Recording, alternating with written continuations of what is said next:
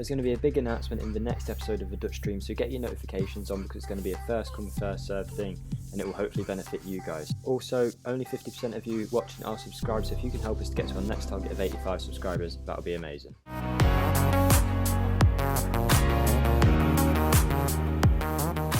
Hello everyone, I'm Jake, welcome to episode 5 of the Dutch stream. Today we've got a big match away against FC Twente. Yes, they're not going to be one of our big competitors for the title this season, but we have been in the bad run of form that we need to try and overturn if we want to keep our place at the top of the division and maybe even just in the top 4 at this rate. So we have a lot of big news to get into before we start the match. So firstly, you last saw us in the Ajax match. After that we got 2 wins, one in the cup and one in the league, and everything looked okay, sitting nicely at the top of the league. I think 6 point clear at one point.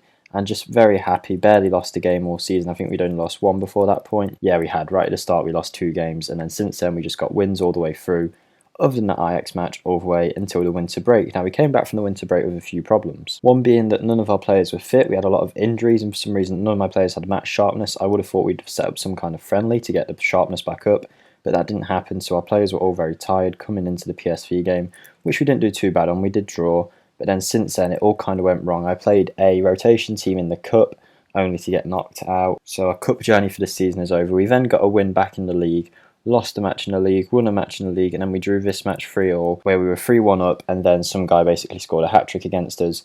And it puts us, in terms of the league positioning, second, joint on points with top, but only on goal difference.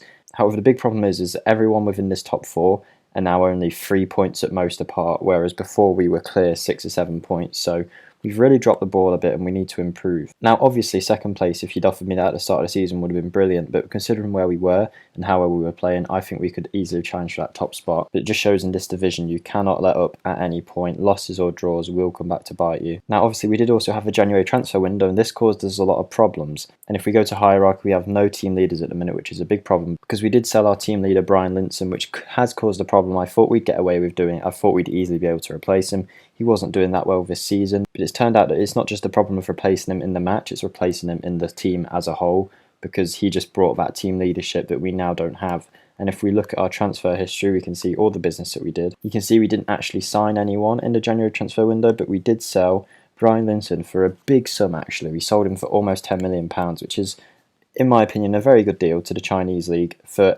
He was getting very old. He's a 29-year-old player.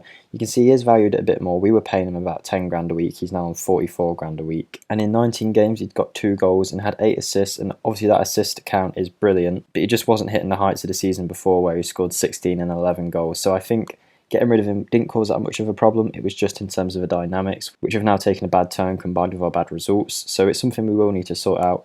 On top of that, Thomas Hayek's transfer went through, meaning we brought in just over £10 million in that transfer window, which means that our finances do look very nice. We have £20 million in the balance and £5 million in the transfer budget to spend if we need to. So we head into the second half of the season now looking to keep challenging for the title, mainly to stay in the top 4, but if we can challenge for this title, I think this is as good chance as any. Not because we're playing amazingly, but no one in the league seems to be competing with us at the way that they should do. Obviously now, after we dropped a few points, it has looked like it's going to be a much harder task, but I still think we can do it. So the team we're going for today is the usual back line with Unsane in goal, Tronstad and Bazor as our midfield pairing, with Chong on the left wing in Biren's place, Tanan on the right, who is arguably our best player this season, Pantic in the middle and Bultink up front. You can see here, other than the main 11, a lot of our players are not match fit yet, and that is a big problem that we're trying to fix at the minute, putting the players into under 19 games and B team matches to try and get their fitness up.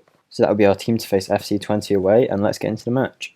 And we are off here in the game, but before we start and before we show this highlight, can I just say we're getting close to 100 subscribers now, but at the minute we're aiming for 80 subscribers. So if you find yourself watching this series and you haven't subscribed yet, it'd be a massive help and I'd really appreciate it if you could subscribe. We're trying to build a nice little community here, so if you want to get involved, feel free. Big thanks to anyone who has supported the video so far, but if we can get to 80 subscribers, that would mean the world to me. And if by the time that I upload this we are on 80 subscribers, maybe we can push for the next target, 85, 90, 95, 100, you get the idea. With that being said, let's get into the match, and we do have a highlight very early on with us on the ball.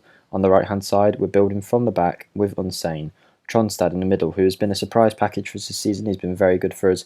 Pantic on loan from Chelsea, one of the only Chelsea players on loan that I'm thinking we might actually be able to get a deal on him. He's only £2 million to buy if we want him. Usama Tanan is in here.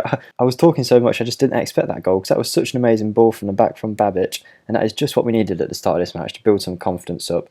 I just wasn't expecting this at all. What a pass this was from Babic, the ball-playing defender. Finds Usama Tanan, and he tucks it in nicely at the near post around the goalkeeper. What a very good start that is for us. But yeah, as I was saying, Pantic is one of the only ones that we've got on loan that I think, because of his release clause, which is like £2 million, we might actually be able to have him into our team next season. If we want him, it's an option. I don't think he's actually good enough yet, so we'll see if we do activate that option. But Usama Tanan goes close again here. 4 minutes in, he's causing a lot of problems on that right hand side against this Twente team. And as we hit the 10-minute mark, that has been a great start from us. A lot of pressure applied early on, and it looks like we're going to go again with another highlight within 15 minutes. And I can assure you that the last few matches that we've done, we've never got this many highlights. We've been performing particularly badly up front in recent games, but here we go again, going forward, and Bootink, what an amazing goal that looks like it is. I can't wait to see this in the 3D mode. Assist by the man we were just talking about, Pantic, but Bootink gets his 9th goal of the season. I want him to hit 15 for the season, and I think he could get there if he keeps this up. We can see it here, Bootink, he was just driving towards goal, but it looked like he hit a nice floated shot and it just found its way into that right hand side of the goal. Very good from Bootink. What a goal that was, and 2 great goals from our players there. 2 of our best players, 2 of the players that I want to build this team around, Tanan and Bootink. Obviously, if we did get a really good offer in for one of them, I would sell, but right now these are the 2 that I think they lead our team. 34 minutes in here now, we have another highlight with Chong, who's looking to earn himself a place in the team with Linson out. Basically that left hand side could go to either Chong, Masunda, Behrens. I'm just trying to figure out which one of them deserves a place in the team more. Usama Tanan finds Pantic, and Pantic gets the goal. He is going to be our starting attacking midfielder for the rest of the season. I think he's done really well recently when other players have not. And again, it's an assist from Tanan, and I was expecting a poor performance here, but it looks like we're going to do quite well. And Pantic, a very nice bit of movement there from Tanan, and a very nice finish from Pantic too. It's put us 3-0 up, and we're cruising now as we go into half time. Even though, to be fair, Twente have caused quite a few problems in terms of attacks, but we've had no highlights from them yet. And Filipovic to Usama Tanan, again causing problems on this side, finds Bootink, and Bootink really should have scored there by the looks of it. He was only a couple yards away with that header, but he's gone just over the bar. Just as I think we're about to go into half time, we get another chance here with Babic hitting it forward to Bazor. Usama Tanan on the right hand side again. Is he going to cause even more issues for the Twente defence? Oh my word, that looks like an amazing goal. This is just getting better and better every time. It's 4-0 at half time. Usama Tanan has just danced around 4 or 5 players there before putting it into the top corner. You can see here, he starts on this, takes it past one, goes past the other 2 defenders there too. They don't follow him, and he just gets a really nice finish into that top corner. And I can't believe we're 4-0 up here. I really wasn't expecting this. If we keep going at this rate, we're going to overtake Ajax's goal difference by the end of the match, and that'll be very good. Very positive things to say at half time there. Everyone performing well, other than Bazor pretty much, and Unsane. Still performing well, but not performing exceptionally well into 7s like everyone else. And as the clock ticks on towards 60 minutes, we'll be happy if it just ends here at 4-0. No problems with that at all. I'd like to keep a clean sheet though, just to build a bit of confidence, and we are going to make some subs in a second. But just as I'm about to make them, it looks like Twente have a free kick on the edge of the box in a very good position. They take it, and it's gone in the top right corner. Our clean sheet is gone, which I would have liked to have had. Doesn't look like there was much Unsane could have done about that. We'll see it here now. It does look like a very good free kick, and yeah, it was. I mean, maybe Unsane could have done a little bit better, but I don't think so. I think it was a very good free kick from that Twente player. Again, just as I go to make a sub, we have another highlight, and it's Doki, Bazor, Filipovic, Pantic. We're always finding space here against Twente. Maybe the formation they play is just really allowing us to play our game. Really nice football now. Boutink's through.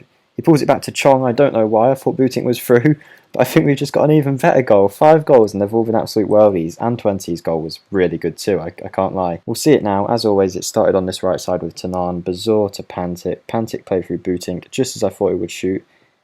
Okay, it took a big deflection. Maybe Chong's goal wasn't that good, but that's his first goal for the club. Nice little confidence booster, and we'll be happy with that, and we'll bring him off now to try out Masunda on that side. We're going to bring on Gilmore for Tronstad. And we're going to take Filipovic off and bring on Eli Dasser to try and get him back to match fitness. 15 minutes to go, just to hold this lead, and I'll be very happy. Obviously, Twente aren't going to come back, but I was about to say I'll just take a 5-1 win and be done with it, but we've just got another one. Doki, the centre-back, has made it 6-1.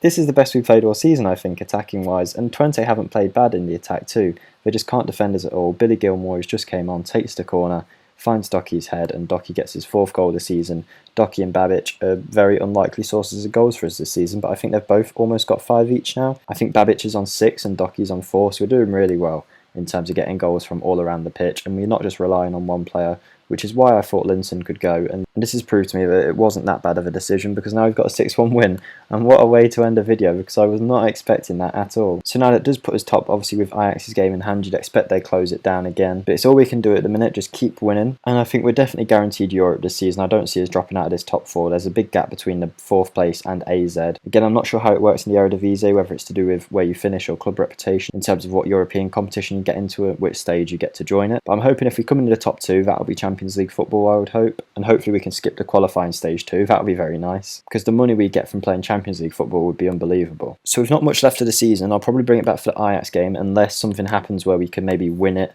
a few games before, if it's going that way, but I don't think it will. So I assume we'll come back for that last game of the season at home to Ajax. It could be first against second to win the league. That would be a brilliant match. And then we'll already be done with season 1 of this save, and then hopefully next season we can show some European games and stuff like that. So seeing as we just got that great 6-1 result, it'd be great if you guys could hit the like button. I really hope you have enjoyed the video, and I'm hoping you're enjoying the series so far. I'm really enjoying making these videos at the minute and hearing from you guys in the comments. So again, if we can get the subscriber count up, that would be unbelievable, but I thank you for all your support. I hope you have enjoyed the video, and I hope to see you in the next one. Goodbye.